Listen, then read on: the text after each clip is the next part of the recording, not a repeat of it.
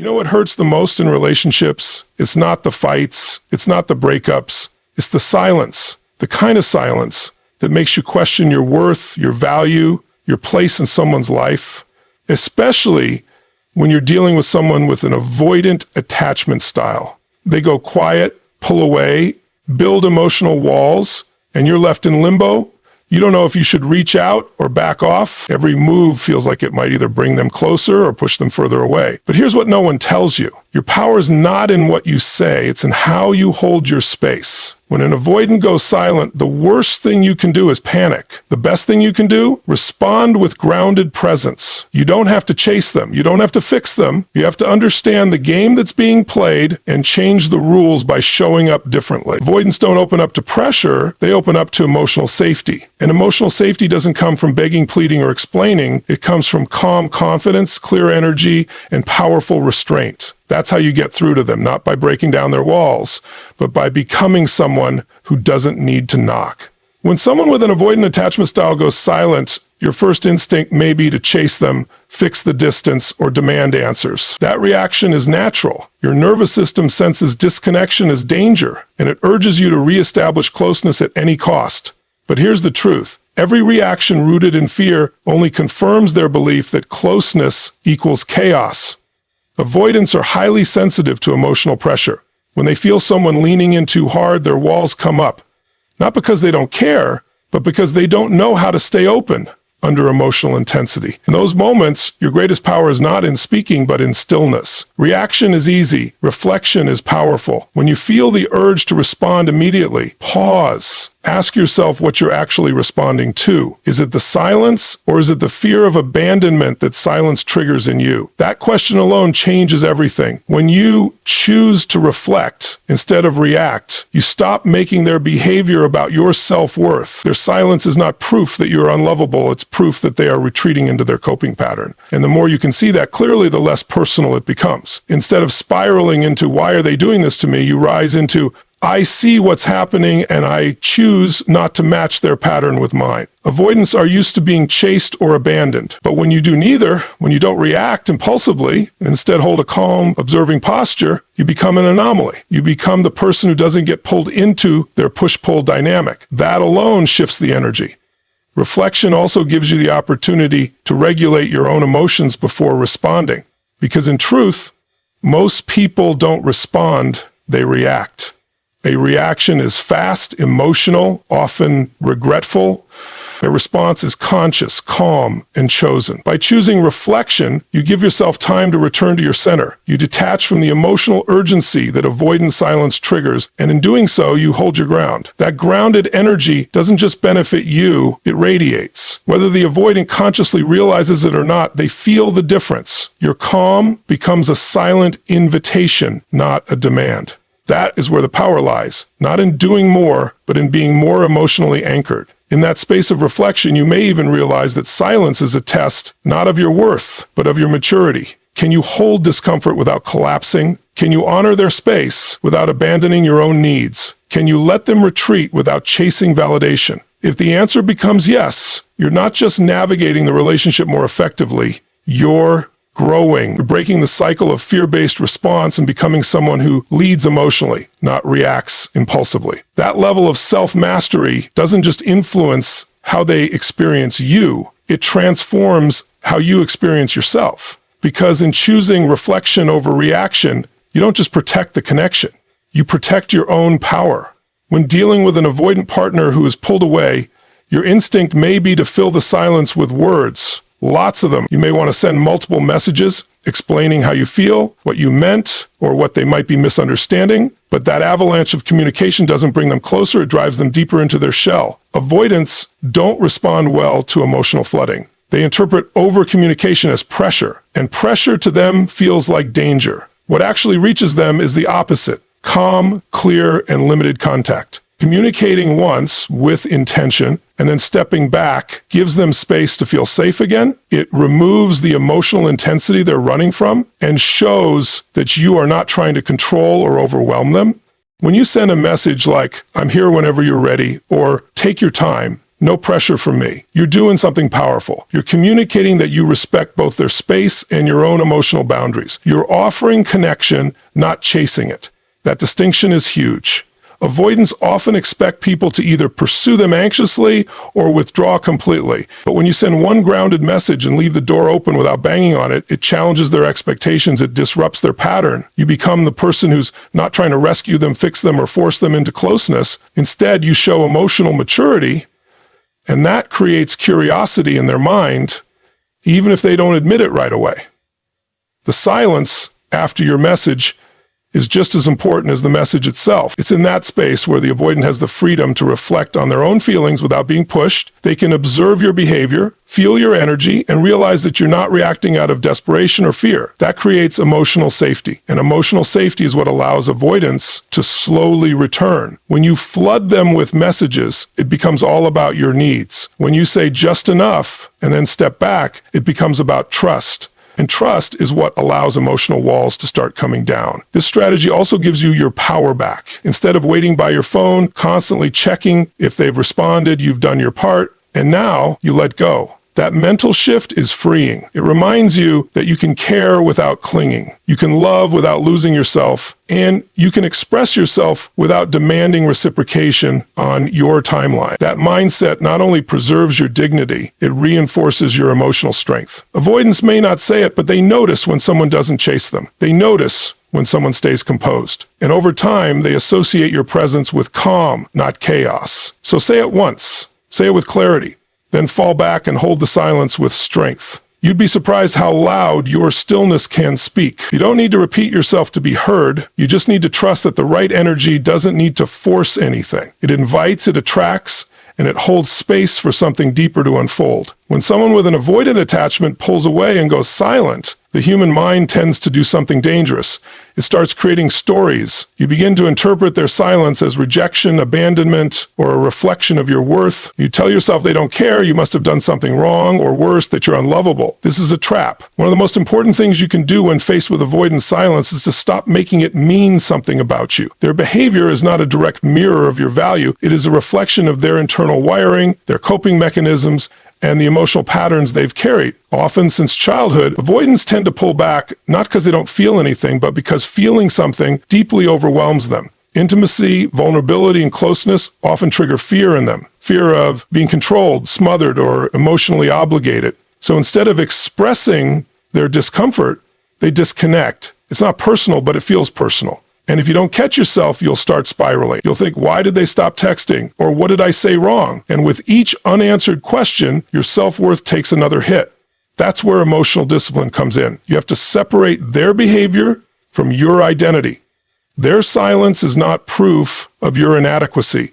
It's proof of their inability to process closeness without fear. The truth is, we're all wired to make meaning out of events. But when you allow someone else's fear-based behavior to define your self-impugn, you abandon yourself in their absence. That's the deeper danger. You lose touch with your power, and you start molding yourself around their inconsistency. But you're not meant to shapeshift for someone else's comfort. You're meant to stay rooted in who you are, even when someone else can't meet you there. The moment you stop trying to fix, interpret, or overanalyze their silence, you start reclaiming your peace. You move from a state of emotional reaction to emotional leadership. You don't have to understand every detail of why they're silent. You just need to know that you are not the cause of their emotional shutdown, and you don't need to carry the burden of their healing. Your responsibility is to protect your energy, maintain your sense of worth, and respond from a place of strength, not desperation. When you no longer make their silence about your flaws, you stop dancing in their emotional shadows. You stand in your own light. It's powerful when you can say, I may not know what's going on with them, but I know who I am. That's where your freedom lives. That's when the silence no longer hurts. It teaches, because in choosing not to personalize their avoidance, you become emotionally untouchable. You stay open to connection, but grounded in self-respect. And that energy, that's what actually has the power to draw them closer, not because you chased, but because you didn't crumble when they disappeared. When you're dealing with an avoidant, emotional intensity can be their biggest trigger. The more heightened your emotions become, the more likely they are to shut down, pull back, or disappear. This isn't because they don't care. It's because they feel unsafe. when things get too emotionally charged. They've likely grown up in environments where vulnerability was either punished or ignored, so now they equate emotional expression with threat. That's why in the moments they go silent or distant, you have to lead with energy, not raw emotion. This doesn't mean you suppress how you feel, but it means you regulate your energy before you bring it to them. The calmness in your presence has the power to disarm their defenses in a way that words never will. Avoidants are constantly scanning for cues that signal control, demand, or emotional overwhelm. Even when your intention is love, if your tone is urgent, your energy chaotic, or your emotions unfiltered, they interpret it as pressure. They don't hear what you're saying. They feel what you're projecting. That's why it's critical to ground yourself before approaching them. Take deep breaths.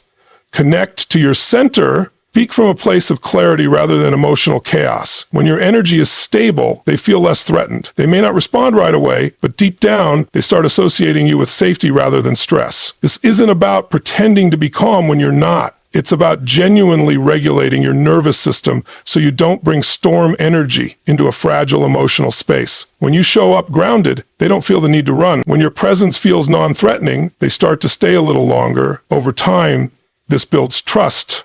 Not just in you, but in their own ability to handle emotional connection without losing themselves. Your job is not to fix them or heal them. Your job is to become the kind of emotional presence that doesn't trigger their escape reflex. Imagine you're a lighthouse and they are a ship lost at sea. If you start screaming at the waves, they'll never find their way to you. But if you hold your light steady, they may not dock immediately, but they will notice, they will remember, they may even turn back.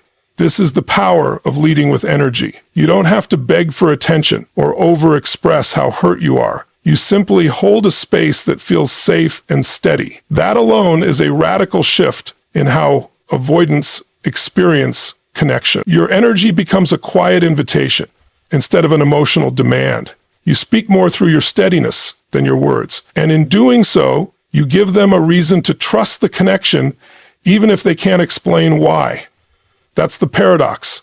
The less you try to force emotional intimacy, the more it has a chance to grow, not because you pushed, but because your presence made it possible. When avoidants go quiet, most people feel the urge to break that silence with explanations, reassurances, or emotional appeals. But what avoidants truly crave, though they'll rarely say it, is emotional consistency. They don't trust words as much as they trust patterns. And for someone who has learned to expect emotional chaos or rejection, consistency is the one thing that starts to rebuild a sense of safety. That doesn't mean being overly available or turning yourself into a doormat. It means becoming a steady, calm presence who doesn't waver when things get uncomfortable. The more consistent your behavior, the more they begin to associate you with emotional safety rather than emotional volatility. Avoidants are watching everything you do, even in silence. They're paying attention to whether you chase after them, explode in frustration, or disappear completely. And those responses either confirm their fear of intimacy or begin to challenge it. When you respond in a balanced, emotionally steady way, even when they withdraw, you disrupt their pattern. You show them something new, that closeness doesn't have to come with emotional explosions, control, or instability. You're not trying to fix them, and you're not falling apart when they take space. That subtle shift speaks volumes. It tells them, I see you and I can hold my center even when you step away. Emotional consistency is not just about what you do when you're silent. It's about how you show up in general. It's how you express yourself without needing a specific reaction. It's how you maintain your boundaries without punishment. And it's how you make room for both connection and space without creating drama. Avoidants don't open up to people who swing between emotional highs and lows. They open up slowly to those who demonstrate reliability, not just in actions, but in emotional tone. They may never say, I trust you now, but you'll start to see it in how they respond. Their walls lower a little. Their silence becomes shorter. Their language softens. That's the result of consistent energy over time. This also requires patience, more than most people are used to giving, because you won't see instant rewards. You won't get validation right away. But emotional consistency isn't about the short-term win. It's about building a long-term foundation. You're showing them through repeated experience that you're not like the chaos they've known. You're not trying to force anything. You're simply being someone who is whole within themselves and doesn't need to manipulate closeness to feel secure. When they finally begin to feel safe, they won't say it out loud, but they'll show up more. They'll engage differently. They may even become the one who reaches out first, not because you begged for it, but because your presence proved it was safe to do so. And that's the deepest truth. People don't open up because you tell them to. They open up because your consistent energy makes it feel safe enough to try. Avoidance may never openly express it, but one of the deepest things they crave is to be accepted as they are, without judgment, pressure, or demands to change instantly. At their core, they often carry wounds from early relationships where vulnerability was punished, ignored, or misunderstood. Over time, they built a self-protective identity based on independence, control, and emotional detachment. But even in their silence or withdrawal, they still yearn to be seen and understood. What they need most is not someone who tries to fix them, but someone who can hold space for their complexity.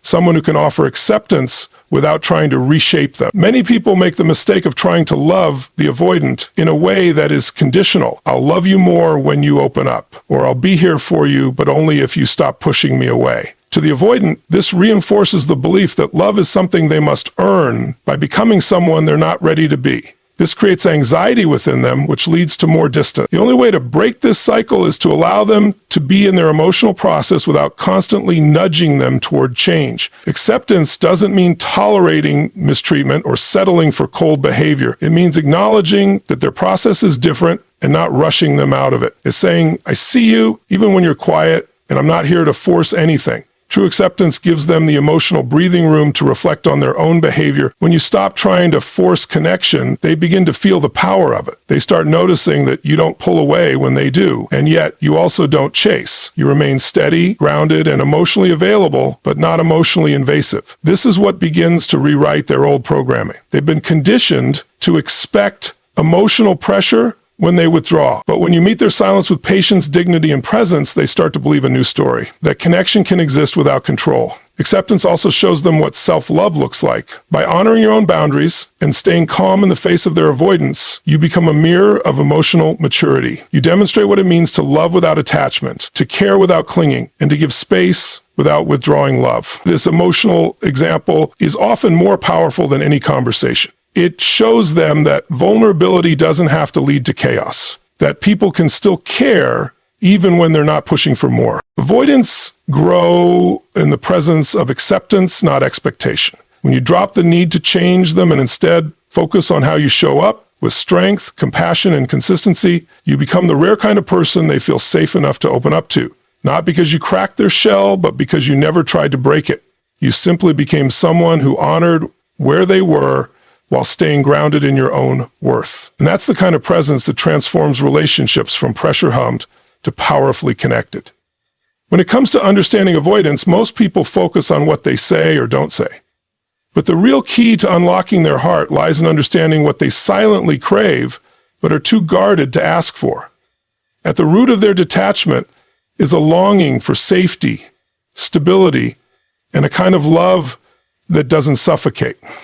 They don't want to be fixed, controlled, or emotionally chased. They want to feel seen without being pressured. They want space without disconnection, and they want to experience emotional closeness without the fear that it will cost them their independence. When you understand this, you stop reacting to their silence as rejection, and you begin responding to it as a call for calm, not chaos. Throughout this entire message, one truth keeps emerging. Emotional maturity is the real bridge between you and the avoidant. It's not about how much love you can give or how loud you can express your feelings. It's about how grounded you can stay when their behavior triggers your fears. They are drawn not to noise, but to steadiness. They open up not when they're asked repeatedly to do so, but when they feel emotionally safe enough to take that risk. That's why leading with energy, regulating your own nervous system, and choosing consistency over chaos is not just a strategy, it's a shift in identity. You don't meet them at their level of fear. You invite them to rise to your level of emotional strength. What avoidance won't tell you, but deeply respect, is someone who doesn't take their silence personally.